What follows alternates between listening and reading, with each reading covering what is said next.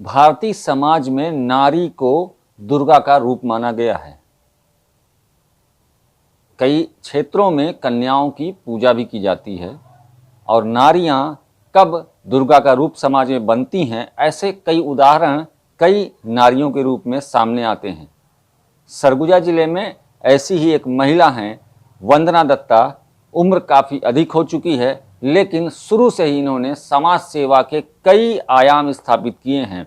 इनके द्वारा किए गए कामों की फहरिस्त इतनी लंबी है कि उन्हें बता पाना भी संभव नहीं है। लेकिन वंदना जी हमारे साथ हैं, इनसे जानेंगे कि वंदना जी, ये जो शुरुआत आपकी हुई, आपका जो जीवन था जब आप कम उम्र में थी, पढ़ाई शिक्षा कैसे हुई और फिर ये समाज सेवा की ललक कैसे आई? देखिए, मैं जिस समय मुझे पढ़ना था कॉलेज में जाकर मैं नौकरी करती थी, एक प्राइवेट स्कूल में नौकरी करती थी।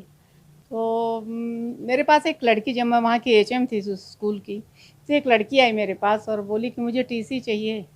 तो मैंने कहा क्यों? तो बोले मैं जिनके साथ रहती हूँ वो चली जा रही हैं यहाँ से, तो मैं अब किसके साथ रहूँगी। छोटी सी थी, क्लास 3 में पढ़ती थी। तो मैंने उससे कहा कि ठीक है, तू मेरे पास रहना। तो वो मेरे पास आके रहने लगी। उसके बाद जो बच्चों का रहने का जो सिलसिला मेरे पास चालू हुआ, तो अभी तक करीब 14-15 बच्चों को मैं अपने घर में परिवार की तरह रख के, मेरे परिवार के लोग भी बहुत सहयोग किए और सबके सहयोग से मैं उनको पाल पोस के बड़ा की। और मुख्य उद्देश्य था हमारा उनको शिक्षित करना और ज़्यादा से ज़्यादा लड़कियों को मैं रखी अपने पास। लड़के कम ही थे, लड़के समझ लीजिए 15 में 4-5 लोग रहे होंगे, लड़कियां ज़्यादा थीं। अभी भी मेरे पास एक लड़की है जो आज 12-13 साल से है और एक लड़का है जो करीब 20 साल से मेरे पास है और मेरे परिवार के सदस्य की तरह रहकर शिक्षा दीक्षा ग्रहण कर रहे हैं। समाज सेवा के क्षेत्र में तमाम तरह के काम आप करती रहती हैं, चाहे अनाथ बच्चों को लेकर हो, संस्थाओं में भी हैं आप, महिला उत्पीड़न के लोग, इसमें किस तरह के आपका अनुभव रहा है, किस तरह के काम आपने किए? देखिए, मैं महिला बाल विकास विभाग से जुड़ी हुई थी और महिला बाल विकास विभाग जो है वो बच्चों और महिलाओं के लिए समर्पित संस्था है और मेरी रुचि के अनुसार मेरे को विभाग मिला था। और नारी निकेतन में रही मैं। नारी निकेतन में ऐसी बहुत सारी बहनें आईं जो कि लगभग 20-25 साल से अपने घर को छोड़ के इधर-उधर भटक रही थी। उनको आपको मैं बता दूँ, ईटीवी के सहारे ही मैंने उनको, एक लड़की को 15 साल के बाद मिलाया था। छिंदवाड़ा की लड़की थी। एक लड़की रेणुकूट की थी, उसको भी ईटीवी के माध्यम से ही मैंने उनके परिवार से मिलाया था। और बहुत सारी ऐसी बहनें आईं जो उनकी पारिवारिक शोषण से त्रस्त थीं। कोशिश यही की कि लड़कियों को ज़्यादा से ज़्यादा, मैं महिलाओं को ज़्यादा से ज़्यादा वो कर सकूं, सहारा दे सकूं।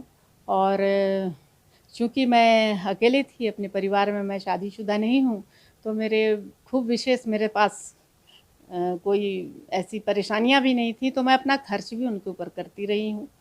और कुछ बच्चों के संस्थाओं से अभी कुछ दिनों से मैं करीब 3-4 साल से मातृछाया के पदाधिकारी के रूप में, जो दत्तक ग्रहण एजेंसी है अनाथ बच्चों की, उनको परिवार देने के लिए जुड़ी हुई थी। वैसे मैं मातृछाया का जो सेवा भारती का जो कंसेप्ट है उससे बहुत प्रभावित हूँ और उनके कार्य को मैं बहुत पसंद करती थी और अभी तो फील्ड से ज़्यादा मैं उनके साथ ही काम करती रही हूँ।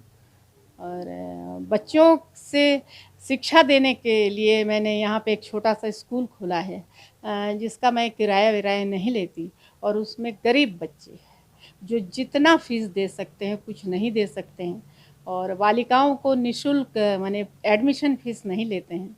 और इसके साथ हमारे स्कूल को, विद्या मंदिर को जो टीचर्स हैं वो सबसे ज़्यादा सेवा दे रही हैं, क्योंकि वो अपना बहुमूल्य समय इन बच्चों की शिक्षा के लिए मेरे से ज़्यादा वो समर्पित हैं उसके पीछे।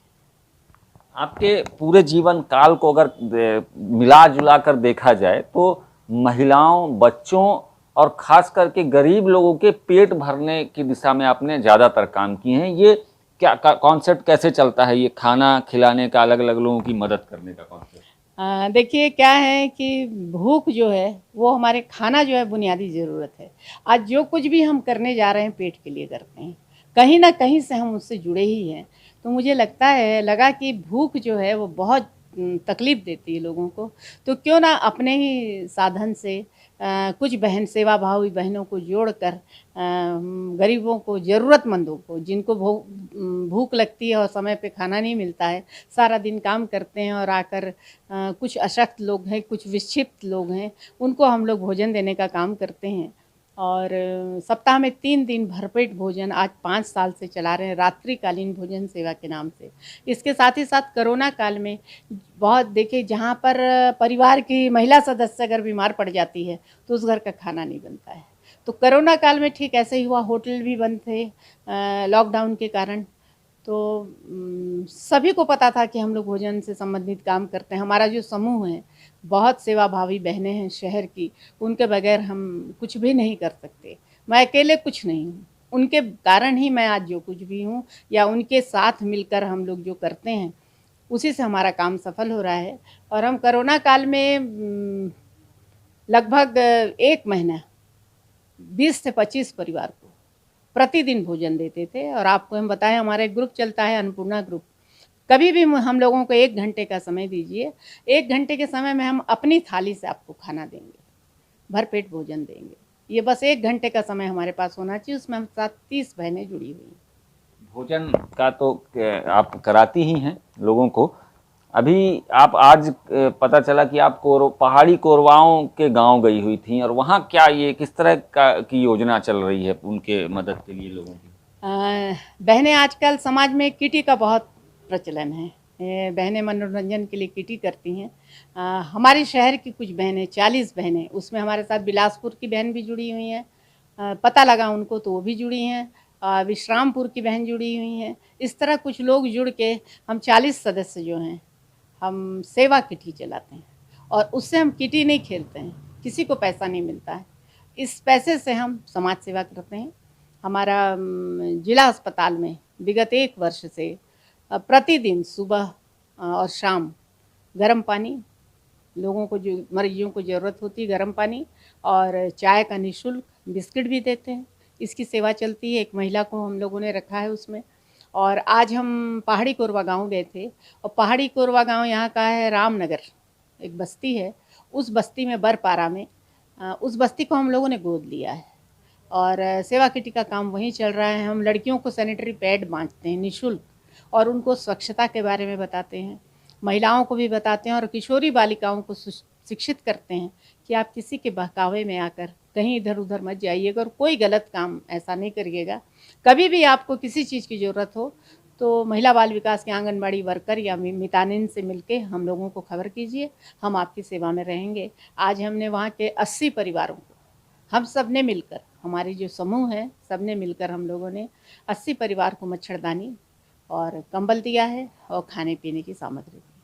समाज के लिए आपने बहुत कुछ किया, लेकिन अपने लिए आपने नहीं सोचा, शादी क्यों नहीं किया? देखिए, मैं अपने लिए भी सोची हूँ, समाज के साथ साथ उसी समाज से हूँ मैं। और अगर मैं शादी कर लेती तो हो सकता है अपने ही परिवार में सीमित रहती, और इतना ज़्यादा जो लोगों को अपने साथ जोड़कर मैं जो कुछ करना चाह रही हूँ, या बहुत सारे बच्चों को जो मैंने शिक्षा दीक्षा देने के लिए सहयोग किया, वो शायद शादी करके नहीं कर पाती। इसलिए मैंने शादी नहीं। संगीत में भी काफ़ी रुचि है आपकी, लोक संगीत भी आप में रुचि देखी जाती है, ये सिलसिला कब शुरू हुआ? मैं संगीत विशारद हूँ गायन में। मैंने संगीत का कोर्स किया है, और यहाँ के आकाशवाणी और दूरदर्शन की कलाकार हूँ। मैं हाई ग्रेड कलाकार हूँ, सुगम संगीत की भी थी, और पारंपरिक लोकगीत गाती हूँ मैं।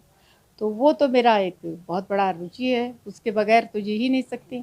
हम लोग सीनियर सिटीजन ग्रुप भी चलाते हैं, जिसमें 60+ वाले लोग हम लोग गाते हैं ब्लैक एंड वाइट फिल्म के गाने, और स्टेज प्रोग्राम भी करते हैं, और लोकगीतों को ज़्यादा पसंद करते हैं, सरगुजा लोकगीतों को ज़्यादा पसंद करते हैं।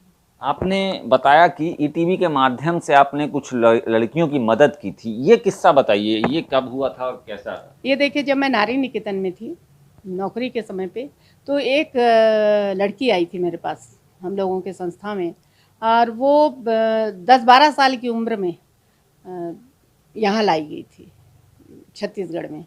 तो वो छिंदवाड़ा की रहने वाली थी, उसे कुछ भी याद नहीं था। बस वो ये बताती थी कि मेरे अब्बू हैं, और वो उधर मस्जिद का एक रोड है, उस तरफ कहीं रहते हैं। बस इतने में ही हम लोगों ने पता लगाया, और आपके ईटीवी के जो यहाँ पर रिपोर्टर थे, मुख्य रिपोर्टर, उनसे हमने बताया, और 1 महीने के बीच में हम लोगों ने भोपाल से बातचीत की और छिंदवाड़ा की लड़की को उसके मम्मी पापा से मिलाया। पूरी टीवी के लोग हम लोग को इतना सहायता किए, अंबिकापुर से भी, और फिर जब वो छिंदवाड़ा में उसको पहुंच के वो लड़की घर पहुंची, तब भी ईटीवी की पूरी गाड़ी वहाँ, पूरी टीम वहाँ पे थी। और वो बच्ची अब बहुत अच्छे से समय समय पर उससे बात होती है और उसकी शादी हो गई है। और शादी होकर वो हमेशा हम सबको माँ की तरह मानती है, करती है। मैं वैसे आपको ये बताऊँ, मैं थोड़ा पारंपरिक शिल्प के पे भी ज़्यादा जोर देती हूँ और थोड़ा हस्तशिल्प में मेरी इच्छा अच्छी माने शौक़ है। तो हम लोग एक छोटा-सा सेंटर भी चलाते हैं हस्तशिल्प का, जहाँ पर कि महिलाएं आत्मनिर्भर हों, बैठ के अपनी सिलाई-विलाई करें। और मैं गोदना आर्ट को प्रमोट कर रही हूँ, जो हमारे सरगुजा का बहुत बड़ा आर्ट है। और केंद्रीय जेल में हमारी महिला बंदी ये सीखती हैं और हमसे ज़्यादा अच्छा वो आजकल बना रही हैं। मैं तो गुरु रह गई वहीं, और हमारी जो चेला हैं आगे निकल गई हैं, बहुत अच्छा सीख रही हैं। बहुत बहुत धन्यवाद हमसे बातचीत करने के लिए। तो सुना आपने, वंदना दत्ता से हम बात कर रहे थे। ये सरगुजा की एक ऐसी महिला हैं, नारी सशक्तिकरण का एक ऐसा उदाहरण है, जिन्होंने तमाम तरह के उदाहरण पेश किए हैं। कई महिलाओं की, कई बच्चियों की ज़िंदगी इन्होंने बचाई है, तो भूखों का पेट भर रही हैं। अपने इस कारवां में इन्होंने लोगों को जोड़ा और अपने साथ इन्होंने महिलाओं को ही जोड़ा। तो इनके साथ इनकी जो पूरी महिलाओं की टीम है, उस टीम के काम का जो परिणाम है वो यहाँ पर दिखता है। लोग इनसे मदद मांगते हैं और ये लोगों की मदद करती हैं। इसके साथ ही सरगुजा में पहाड़ी कोरवा जो जनजाति बस्ती है, जो सबसे ज़्यादा इनके साथ जो समस्या होती है वो होती है इस समाज में जागरूकता की। इस समाज को जागरूक करने का काम भी इनके द्वारा किया जा रहा है। देश दीपक गुप्ता, ईटीवी भारत, सरगुजा।